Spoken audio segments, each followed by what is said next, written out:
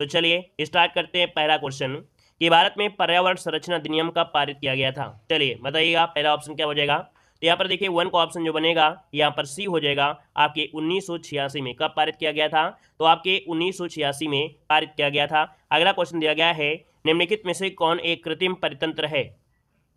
निम्नलिखित में से एक कौन सा कृत्रिम, और कृत्रिम देखिए बगीचा है ना, ये जो आपका बगीचा है ना, जैसे बांध हो गया, बगीचा हो गया, उद्यान हो गया, पार्क हो गए, ये कृत्रिम परितंत्र होते हैं। तो ऑप्शन क्या हो जाएगा आपका डी नंबर ए राइट हो जाएगा, मतलब जो मनुष्य के द्वारा बनाए जाते हैं। यहाँ पर देखिए अगला क्वेश्चन दिया गया है निम्नलिखित में से सर्वाधिक ग्रीन हाउस गैस इफेक्ट करती है। यहाँ पर देख सकते हैं दोस्तों, यहाँ पर दिया गया है क्या, कह रहा है निम्नलिखित में से कौन सर्वाधिक ग्रीन हाउस राइट हो जाएगा। और अगला क्वेश्चन यहाँ पर आपसे दिया गया है कि भारत के मुख्य भूमि का दक्षिणतम बिंदु कौन सा है। तो भारत के मुख्य भूमि का दक्षिणतम बिंदु, यहाँ पर आंसर क्या हो जाएगा। तो देखिए कन्याकुमारी जो आंसर है यहाँ पर बी नंबर ए राइट हो जाएगा, कन्याकुमारी।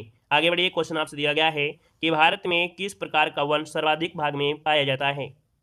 दोस्तों यहाँ पर देखा जाए 5 नंबर में ऑप्शन क्या हो जाएगा, बी नंबर उष्णकटिबंधीय पर्णपाती वन, ये भारत में सर्वाधिक भाग में पाए जाते हैं, ऑप्शन बी बनेगा। अगला क्वेश्चन यहाँ पर आपसे दिया गया है निम्नलिखित में से कथनों में से कौन सा सही दिया गया है। 6 नंबर में देखिएगा, तो कह रहा है हिमालय के पश्चिमी भाग की अपेक्षा पूर्वी भाग में अधिक विविधता पाई जाती है। देखिए बिल्कुल सही बात कह रहा है कि हिमालय के पश्चिमी भाग की अपेक्षा पूर्वी भाग में अधिक विविधता पाई जाती है। जैसे आप देखते हैं जम्मू कश्मीर में पेड़ पौधे कम मिलेंगे, लेकिन जैसे आप अरुणाचल प्रदेश में जाएंगे तो वहाँ पर आपको ज़्यादा मिलते हैं। पहला पॉइंट तो सही है। कह रहा है हिमालय के पश्चिमी भाग की अपेक्षा पूर्वी भाग की चौड़ाई अधिक है। तो भैया कहाँ चौड़ाई अधिक है, क्या पश्चिमी जो आपका पूर्वी भाग है जैसे आपका अरुणाचल प्रदेश है, तो क्या कश्मीर से ज़्यादा चौड़ा है क्या, नहीं है ना। तो आपका दो तो गलत हो गया। तो देखिए ऑप्शन यहाँ पर नंबर हो जाएगा, पहला केवल सही दिया है। अगला आपसे यहाँ पर दिया गया है अरब सागर में गिरने वाली भारत की सबसे बड़ी प्रायद्वीपीय नदी कौन सी है।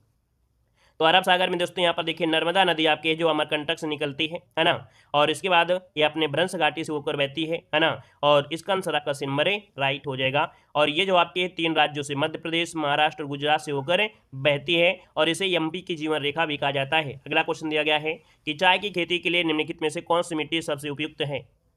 यहाँ पर 8 नंबर की अगर बात किया जाए तो ऑप्शन यहाँ पर देखिए जो अम्लीय मिट्टी होती है ना, जो अम्लीय मिट्टी होती है ये आपकी चाय के लिए सर्वोत्तम आपकी होती है, ठीक है ना।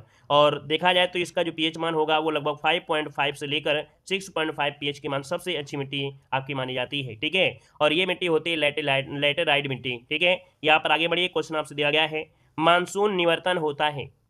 मानसून निवर्तन क्या होता है? मानसून निवर्तन होता है यहाँ पर ऑप्शन यहाँ पर बनेगा डी, कि उत्तर पश्चिमी भाग से बंगाल की खाड़ी, मतलब भारत से दक्षिण पश्चिम मानसून की वापसी के रूप में परिभाषित किया गया है। ये निवर्तन आपका होता है, ये उत्तर पश्चिम भारत से होते हुए बंगाल की खाड़ी, इसका आंसर आपका डी नंबर ए राइट हो जाएगा। यहाँ पर आपको बताया भी गया, ऐसे आपका यहाँ पर मानसून आंसर आपका डी बनेगा। अगला क्वेश्चन यहाँ पर आपसे दिया गया है वेनेजुला की राजधानी कहाँ है।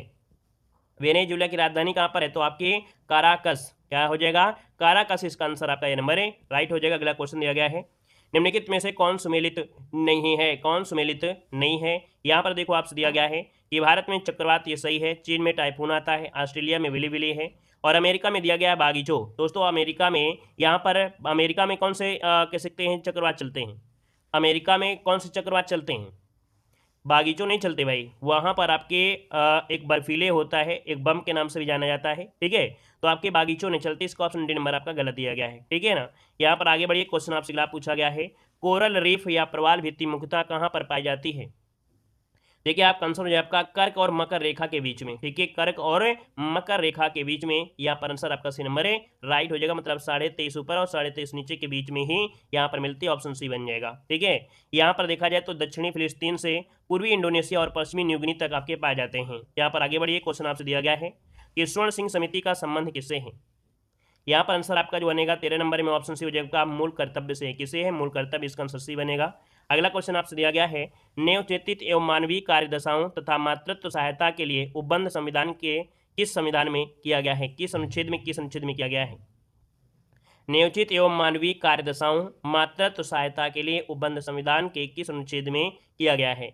दोस्तों ये आपको मिलेगा आर्टिकल नंबर आपके यहाँ पर 42 में, अनुच्छेद जो आपका 42 है, option C number A right हो जाएगा। अगला क्वेश्चन यहाँ पर आपसे दिया गया है, अगर आपसे भारत के नियंत्रक मार्गिका परीक्षा के संबंध में निम्न कथनों पर विचार करना है। तो देखिए यहाँ पर आपसे क्या कह रहा है, इनमें से कौन सा कथन गलत है, ये आपसे पूछा गया है ना। तो पहला पॉइंट आपसे कह रहा है, कह रहा आपसे इनके कार्यकाल 6 या 62, देखिए 65 आपका होता है, पहला आपका गलत है। या राष्ट्रपति के प्रसाद पर्यंत अपने पद पर बना रहता है, ये देखिए ऐसा तो आपका नहीं है भाई, यहाँ पर आपका बी नंबर। किसके वेतन और अन्य सेवा राष्ट्रपति द्वारा नहीं आपका, ये देखिए इनमें से सभी आपके गलत हैं, ऑप्शन डी नंबर है राइट हो जाएगा। अगला क्वेश्चन यहाँ पर आपसे दिया गया है कि राज्यों में मुख्यमंत्री समेत मंत्रियों की अधिकतम संख्या विधानसभा की कुल सदस्य संख्या के कितने प्रतिशत से अधिक नहीं होनी चाहिए। तो वही आपको पढ़ाया गया है कि कितने, तो आपके 15% से अधिक नहीं होना चाहिए। यहाँ पर आंसर आपका सी नंबर है राइट हो जाएगा। आगे बढ़िए, क्वेश्चन दिया गया है रिट जारी करना उच्चतम न्यायालय के किस क्षेत्राधिकार में आता है। रिट जारी करना उच्चतम न्यायालय के किस क्षेत्राधिकार में आता है। 17 नंबर की अगर बात किया जाए तो आंसर यहाँ पर क्या हो जाएगा, यहाँ पर आंसर आपका बी हो जाएगा न्यायाधीश क्षेत्राधिकार। इसका आंसर आपका बी हो जाएगा न्यायाधीश क्षेत्राधिकारी, इसका आंसर है राइट हो जाएगा, ठीक है ना। यहाँ पर आगे बढ़िए, क्वेश्चन आपसे दिया गया है कि दल बदल अधिनियम संबंधित संशोधन कब पारित किया गया था। दल बदल अधिनियम संशोधन जो पारित किया गया, कब पारित किया गया। यहाँ पर आंसर क्या हो जाएगा, बी नंबर है। यहाँ पर है 1985, इसका जो आंसर है यहाँ पर राइट हो जाएगा 1985 आंसर बन जाएगा, ठीक है ना। और यहाँ पर आगे बढ़िए, देखिए 1985 में ये 52वें नंबर का जो आपका संविधान संशोधन हुआ था, ठीक है ना। यहाँ पर आंसर बी बनेगा। अगला क्वेश्चन आपसे दिया गया है कि सर्वप्रथम प्रत्यक्ष चुनाव का प्रावधान निम्नलिखित में से किस अधिनियम द्वारा किया गया था। चलिए, प्रत्यक्ष चुनाव का प्रावधान ये आपका किस में हुआ था, तो ऑप्शन सी हो जाएगा भारत शासन अधिनियम 1919 के तहत आपका हुआ था, ऑप्शन बनेगा यहाँ पर आपका सी नंबर है। अगला क्वेश्चन आपसे दिया गया है कि प्रधानमंत्री का राष्ट्रपति को सूचनाएं प्रदान करने संबंधी कर्तव्यों का उल्लेख मिलता है, किसमें मिलता है। प्रधानमंत्री का राष्ट्रपति को सूचनाएं प्रदान करने संबंधी कर्तव्यों का उल्लेख ये मिलता है आपके अनुच्छेद नंबर यहाँ पर आपका 78, इसका आंसर डी नंबर हो जाएगा। अगला क्वेश्चन यहाँ पर आपसे दिया गया है निम्नलिखित में से कौन सा देश प्रातः शांति की भूमि के नाम से जाना जाता है। तो प्रातःकाल शांति की भूमि के नाम से जानते हैं ये आपकी दक्षिण कोरिया है, ठीक है। आंसर आपका बी हो जाएगा दक्षिण कोरिया। वैसे यहाँ पर आंसर आपको मिलता है कोरिया, है ना, तो यहाँ पर जो आंसर आपका बी नंबर है दक्षिण कोरिया, इसका हो जाएगा राइट हो जाएगा। यह मॉर्निंग कैलम, इसे कहते हैं मॉर्निंग कैलम भी कहा जाता है। अगला क्वेश्चन यहाँ पर आपसे दिया गया है कि विश्व जल संरक्षण दिवस मनाया जाता है। विश्व जल संरक्षण दिवस बहुत बार क्वेश्चन पूछा गया है, तो आके 22 मार्च को मनाते हैं। कब मनाते हैं, 22 मार्च को मनाया जाता है, और उद्देश्य होता है कि विश्व के सभी देशों में स्वच्छ और सुरक्षित जल की उपलब्धता सुनिश्चित करना। साथ ही दोस्तों, अगर आप लोग वीडियो एग्जाम की बेहतर तैयारी करना चाहते हैं तो आप लोग हमारे ऐप से जुड़ सकते हैं, जहां पर आपको फ्री पीडीएफ भी मिलेंगी, फ्री वीडियो भी मिलेंगे, और कुछ पीडीएफ आपको पैसे से भी मिलेंगी। आप हमारी पीडीएफ को डाउनलोड कर सकते हैं, इसका प्रिंट भी निकलवा सकते हैं और आसानी से इसे पढ़ सकते हैं। यहाँ पर देख सकते हैं यूपी जीके की पीडीएफ किस प्रकार से आपकी बनाई गई है, जहां पर आपका जो भी एग्जाम में क्वेश्चन अभी तक पूछा गया है उसको अच्छी तरीके से हाईलाइट भी किया गया है। और यहाँ पर दोस्तों देख सकते हैं एग्जाम की दृष्टि से जो भी आपका पॉइंट पूछा जा सकता है या अभी तक पूछा गया है उसके बारे में पूरी तरीके से यहाँ पर हाईलाइट किया गया है। वहीं पर जीके की पीडीएफ जो कि आपकी टॉपिक वाइज मिलेगी, हिस्ट्री, पॉलिटी, ज्योग्राफी, साइंस, हर एक चीज़ का आपका टॉपिक वाइज यहाँ पर आपका दिया गया है। कोई भी आपका यहाँ पर जो भी आपके मिशन है या आपके आंदोलन है बिल्कुल क्रम से यहाँ पर समझाया गया है। यहाँ पर साइंस हो या आपका कंप्यूटर हो, यहाँ पर बेहतर तरीके से ये पीडीएफ आपकी है, तो आप लोग हमारे ऐप से जुड़ सकते हैं। यहाँ पर आप लोग क्या करेंगे कि पीडीएफ को डाउनलोड भी कर पाएंगे, प्रिंट भी निकलवा पाएंगे। यहाँ पर हिंदी का कंप्लीट कोर्स मात्र 99 रुपये में है, जो कि कंप्लीट थ्योरी है, और आपके यहाँ पर इसके ऑब्जेक्टिव क्वेश्चन भी आपको यहाँ पर मिलेंगे। यहाँ पर जीके में लगभग 5000 क्वेश्चन है, जिसमें से 200 क्वेश्चन आपके यहाँ पर कंप्यूटर के भी लगभग यहाँ पर होंगे, मात्र 99 रुपये में दिए जा रहे हैं। और यहाँ पर यूपी जीके जो कि देख सकते हैं मात्र 49 रुपये में कंप्लीट थ्योरी होगी, और आपके यहाँ पर ऑब्जेक्टिव क्वेश्चन लगभग 700 से प्लस आपके ऑब्जेक्टिव क्वेश्चन आपके यूपी जीके के होंगे। तो आप लोग हमारी पीडीएफ को ऐप से डाउनलोड कर सकते हैं, लिंक दे दी गई है, क्लिक करके जुड़ सकते हैं और अपना इसका प्रिंट निकलवा सकते हैं, और इसके बाद इसके बेहतर तैयारी कर सकते हैं और अपने एग्जाम को और ही मजबूत बना सकते हैं। यहाँ पर हिस्ट्री, भूगोल, संविधान, ऑल सब्जेक्ट, मतलब यहाँ पर देखा जाए तो आप लोग दे सकते हैं कि हिस्ट्री का हो, पॉलिटी का हो, ज्योग्राफी का हो, या यहाँ पर जीके का 10 practice set, static GK theory, ये सब कुछ जीके में आपको यहाँ पर दिया गया है मात्र 99 रुपये में। तो आप लोग हमारे ऐप से जरूर जुड़ जाइएगा। नेक्स्ट क्वेश्चन कह रहा है स्वदेशी और बहिष्कार आंदोलन का अनुमोदन कांग्रेस के किस अधिवेशन में हुआ था। देखो यहाँ पर अनुमोदन दिया है, और जब अनुमोदन होता है तब आपका बनारस अधिवेशन 1905 है, और अगर पारित हो जाता है तो आप लोग कलकत्ता अधिवेशन कह सकते थे। तो अनुमोदन दिया है, तो आंसर आपका सी नंबर है राइट हो जाएगा। अगला क्वेश्चन दिया गया है कि कांग्रेस की कार्य समिति में भारत विभाजन का प्रस्ताव कब पारित किया गया। 24 नंबर का जो ऑप्शन है यहाँ पर राइट हो जाएगा बी नंबर 14 जून 1947, ठीक है, 14 जून 1947 आंसर बी हो जाएगा। अगला क्वेश्चन दिया गया है कि संविधान सभा की प्रथम बैठक का आयोजन किस गवर्नर जनरल के द्वारा किया गया था। तो देखिए यहाँ पर आंसर हो जाएगा आपका लॉर्ड वेवेल, क्या हो जाएगा लॉर्ड वेवेल, इसका जो आंसर है यहाँ पर है राइट हो जाएगा। यहाँ पर आगे बढ़िए, क्वेश्चन आपसे अगला पूछा गया है कि मंगल पांडे ने प्रथम भारतीय स्वतंत्रता संग्राम की शुरुआत की उपरांत ब्रिटिश सरकार उन्हें कब फांसी दी थी। चलिए, मंगल पांडे ने प्रथम भारतीय स्वतंत्रता संग्राम की शुरुआत की, इसके उपरांत ब्रिटिश सरकार ने उन्हें कब फांसी दी थी। 26 ऑप्शन में से क्या हो जाएगा सी नंबर 8 अप्रैल 1857, इसका आंसर है राइट हो जाएगा। आगे बढ़िए, क्वेश्चन आपसे अगला पूछा गया है, बहावी आंदोलन का प्रमुख क्षेत्र नहीं रहा है। देखिए बहावी क्षेत्र में बंगाल है, संयुक्त प्रांत है, लेकिन असम इसके अंतर्गत आपका नहीं है। तो यहाँ पर जो आंसर आपका है वो आपका सही असम इस क्षेत्र में आपका नहीं रहा है। अगला क्वेश्चन यहाँ पर आपसे दिया गया है कि पुस्तक एरिया ऑफ डार्कनेस के लेखक इनमें से कौन है। ये पुस्तक बहुत बार पूछी गई है। यहाँ पर आपका हो जाएगा V.S. नायपॉल, ऑप्शन यहाँ पर नंबर ए राइट हो जाएगा। अगला क्वेश्चन दिया गया है, सूची फर्स्ट को सूची सेकंड से सुमेलित करना है और यहाँ से क्वेश्चन आपका दोस्तों बनना ही बनना है, ठीक है ना। यहाँ पर चारों ऑप्शन आपको दिखा देंगे तो उससे क्या होगा, आप लोग आसानी से इसे आप लोग सॉल्व कर सकते हैं। देखो यहाँ पर दिया गया है सूरत की संधि, और सूरत की संधि हुई थी 1775, यहाँ पर 4 हो जाएगा, ठीक है। यहाँ पर पूना की संधि 1817, यहाँ पर 3 हो जाएगा।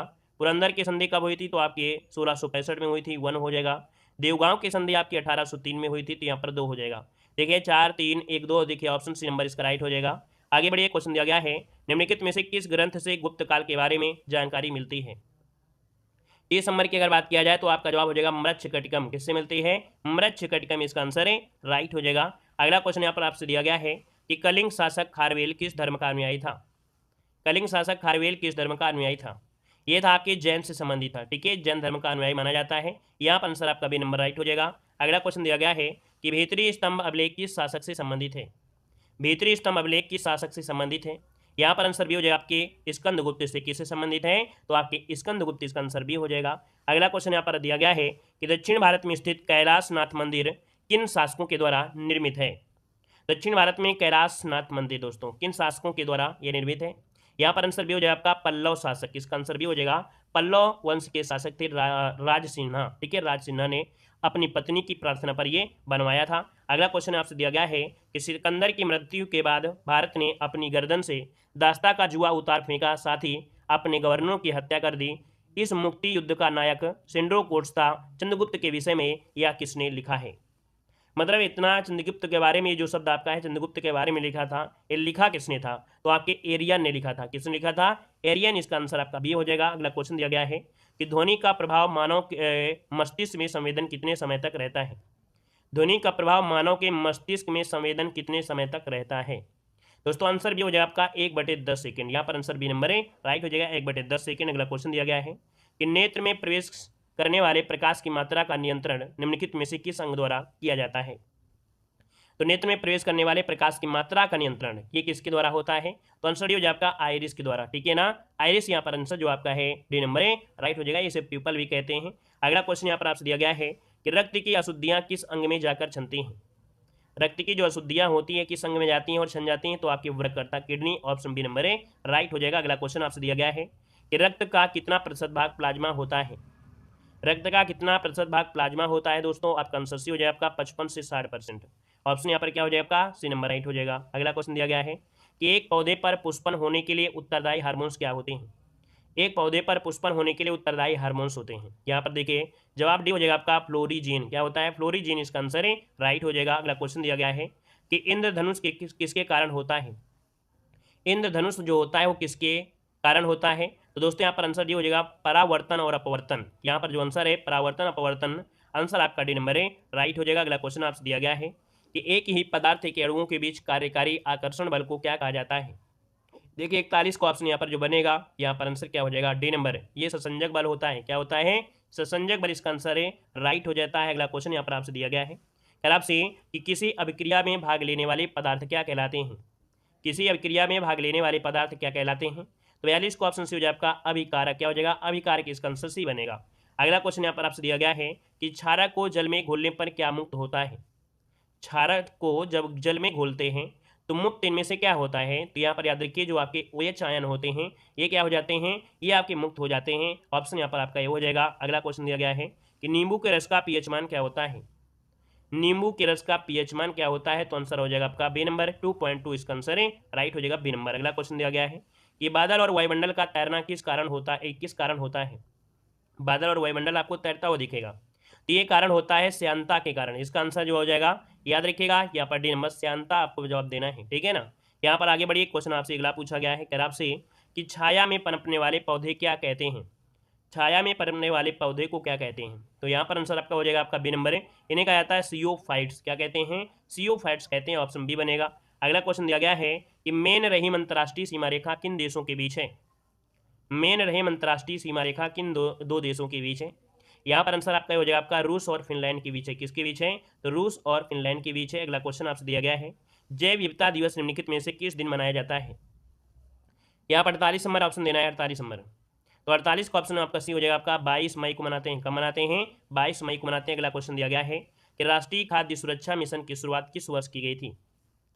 यहाँ पर आंसर आपका हो जाएगा 2007। कब की गई थी? 2007 में इसकी शुरुआत की गई थी, जो कि कृषि उपसमिति की सिफारिशों के आधार पर, और यह एक केंद्रीय प्रायोजित योजना है। अगला क्वेश्चन यहाँ पर आपसे दिया गया है कि भारत में आपसे भारत में मुद्रास्फीति के प्राकलन का सबसे प्रचलित माप क्या है? भारत में मुद्रास्फीति के प्राकलन का सबसे यहाँ पर कह रहा है प्रचलित माप दोस्तों, तो यहाँ पर होता है उपभोक्ता मूल्य सूचकांक। यहाँ पर आंसर देखिए सी नंबर इसका राइट हो जाएगा। उपभोक्ता मूल्य सूचकांक इसका आंसर है राइट हो जाएगा, आपका सी नंबर बन जाएगा। ठीक है ना? तो दोस्तों आपके देखिए आपके 50 क्वेश्चन यहाँ पर कंप्लीट हुए। ठीक है, आपका स्कोर जो रहा है वो कितना रहा है आप लोग जरूर कमेंट बॉक्स में कमेंट करिएगा। आज का जो लेवल रहा है आपको अच्छा लगा है ना, तो भी आप लोग कमेंट बॉक्स में करिएगा। धन्यवाद, जय हिंद।